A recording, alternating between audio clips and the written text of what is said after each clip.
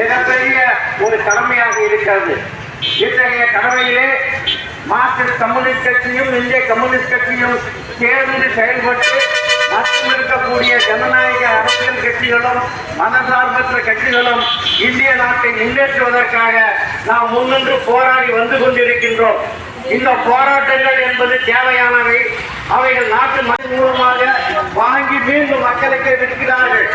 ஆகவே விவசாயமும் வியாபாரமும் ஒரு ஒருங்கிணைந்த செயல்பாடாகும். இதே போல மத்தியதர வர்க்கத்தில் இருக்கக்கூடிய மக்கள் கல்வித்துறை, போக்குவரத்து, மின்சாரம், இன்னும் பல்வேறு விதமான அரசு துறைகள் இன்றைக்கு இருந்து கொண்டிருக்கிறது. 100க்கும் மேற்பட்ட துறைகளை மத்திய அரசும் 50க்கும் மேற்பட்ட துறைகளை மாநில அரசும் இன்றைக்கு அவைகள் முறையாக செலுத்திக் கொண்டிருக்கிறார்கள் இருப்பதெல்லாம் நாம் கண்டறிகின்றோம். ஆனால் இவைகளுக்கெல்லாம் ஒரு மாற்றான நிலைமையிலே இன்றைக்கு இந்தியாவை ஒரு சீரான முறையில் கொண்டு செல்ல வேண்டிய நிலைமை இருக்கிறது. எல்லா மக்களும் வாழ்வதற்கான ஒரு நடவடிக்கை என்பது தேவை இருக்கிறது. அதற்கு ஒரு அரசியல் அதிகாரம் தேவைப்படுகிறது. இத்தகைய ஒரு அரசியல் அதிகாரம் என்பது ஏழை எளிய மக்களுக்கும் நடுத்தர மக்களுக்கும் விவசாய மக்களுக்கும் தேவைப்படுகிறது. ஆனால் இந்திய நாட்டில் ஒரு சூன்யக்காரர்கள் போன்ற ஆட்சி ஏற்படுத்த வேண்டும். இந்த நாட்டில் ஒரு அரசியல் அதிகாரம் தேவையில்லை. ஒரு ஜாதி மத இணக்கபூர்வமான ஒரு வாழ்க்கை தேவையில்லை என்ற மாதிரியான ஒரு அரசியல் ஏற்பாடு இந்தியாவில் நடந்து வந்து கொண்டிருக்கிறது. இதற்கு வெளிநாடுகளும் ஆதரவு தெரிவித்து வந்து கொண்டிருக்கின்றன. அத்தகைய போக்குகளை நாம் ஜனநாயகவாதிகள், ஏழை எளிய மக்களை பாதுகாக்கக்கூடிய அரசியல் கட்சியினர் அவற்றை எதிர்த்து நாம் போராட வேண்டியிருக்கிறது.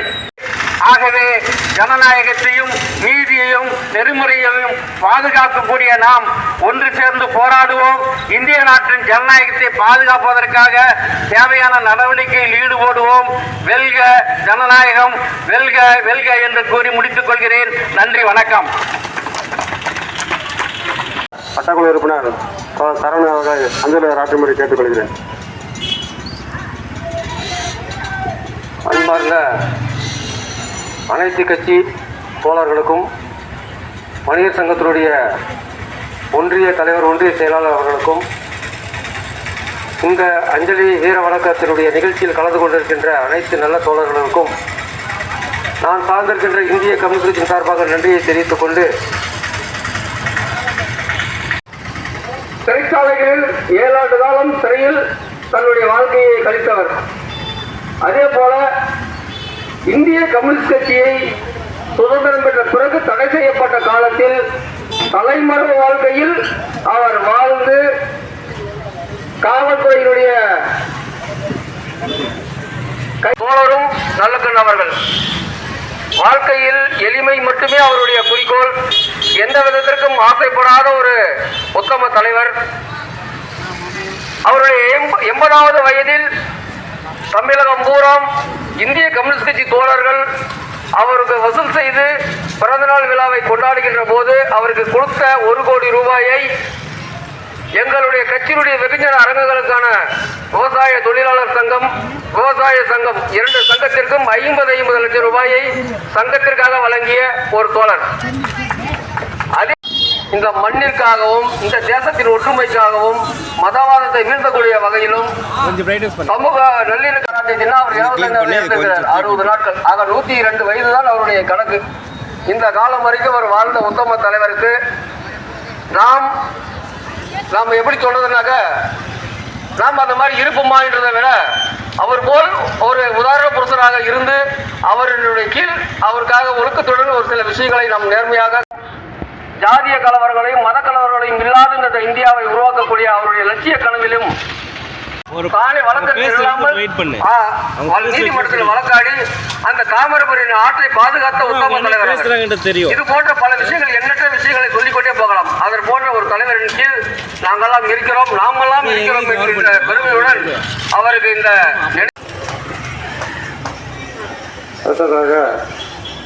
இந்திய கம்யூனிஸ்ட் கட்சியுடைய அவர்களே, இந்த நிகழ்ச்சியிலே பங்கேற்கக்கூடிய அனைத்து கட்சி தலைவர்களே, தோழர்களே, பெரியோர்களே, உங்கள் அனைவருக்கும் இந்திய கம்யூனிஸ்ட் கட்சியின் சார்பாக வணக்கத்தை தெரிவித்துக் கொள்கிறேன். இப்பேற்பட்டவர்களுடைய தொடர்ச்சியாக நல்லக்கண்ணவர்களுடைய இறப்பை தமிழகம் மிக பெரிய அளவிற்கு துக்கத்தை 21ஆம் தேதி உருவான அதே தினத்தில்தான் மதிப்பிற்குரிய தலைவர் நல்லக்கண்ணவர்கள் திருநெல்வேலியிலே வைகுண்ட கிராமத்திலே 10 பேரில் 10வது நபராக பிறந்தார். அப்போதெல்லாம் குழந்தைகள் ஏராளமாக பெற்றுக்கொள்வார்கள்.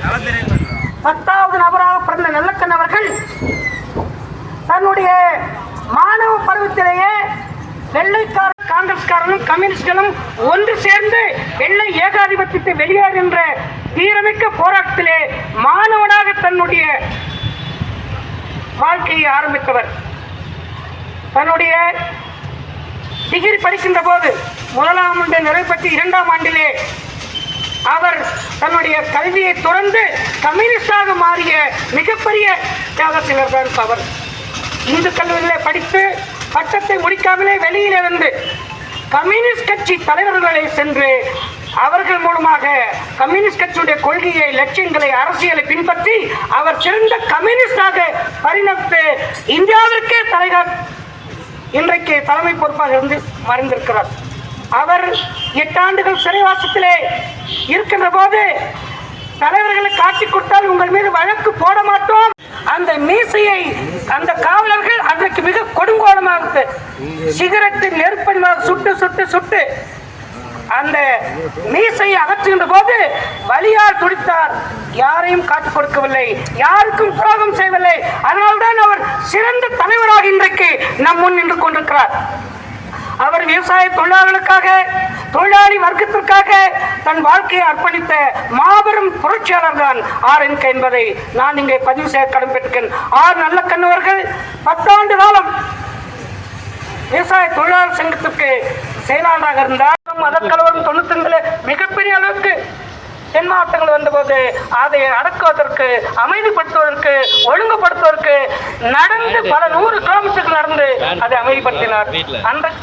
அது மிகப்பெரிய சாதனை. அது மட்டுமல்ல, இந்திய கம்யூனிஸ்ட் கட்சியினுடைய அரசியல் லட்சியத்தை, கொள்கையை, தோல்வியை சுமந்து கொண்டு தமிழ்நாடு முழு அனைத்து கிராமங்களிலும் இந்திய கம்யூனிஸ்ட் கட்சியை கட்டுவதற்கும் அதனுடைய கொள்கையை பரப்புவதற்கும் தமிழக இளைஞர்கள் ஜாதி, மத, இன, மொழி பேதமற்று அனைவரும் ஓர்நிலை நின்று சமத்துவ சமுதாயத்தை படைப்பதற்காக தன்னுடைய வாழ்க்கையை அர்ப்பணித்த மாபெரும் தியாகசீலர் தான் RNK அவர்கள். அவருடைய பாதையிலே நாம் எல்லாம் அணிவகுக்கின்ற நேரம் தான் உண்மையிலே ரொம்ப முக்கியம்.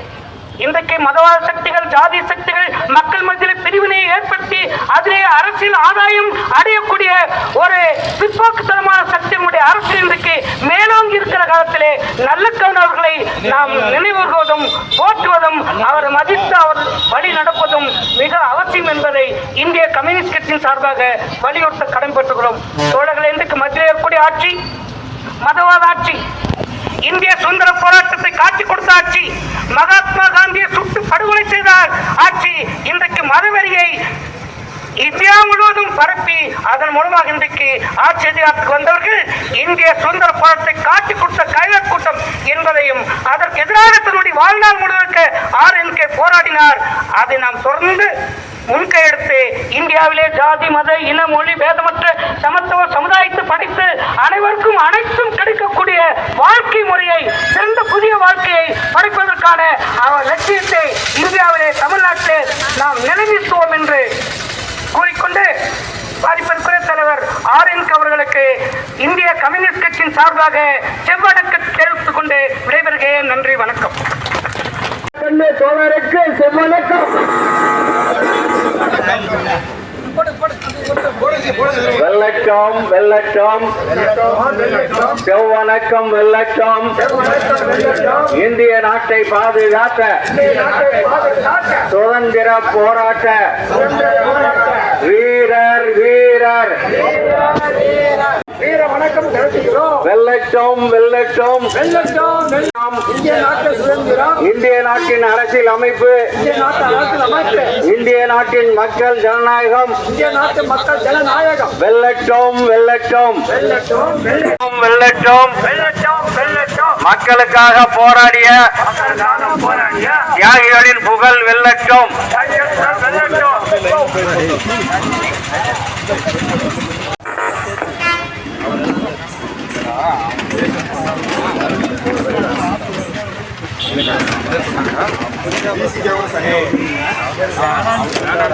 மாவட்டம்